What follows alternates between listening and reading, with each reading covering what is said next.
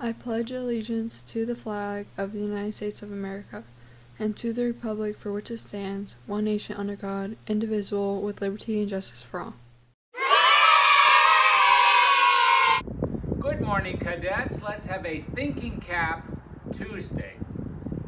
Mardis Debu and Humar Parapensar. Have a great day.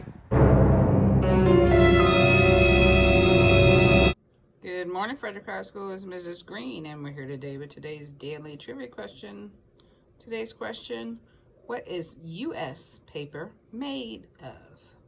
Is it balsam fir trees, polymer, cotton and linen, or wood pulp? As always, drop your answer in the box below, and we will let you know the answer tomorrow.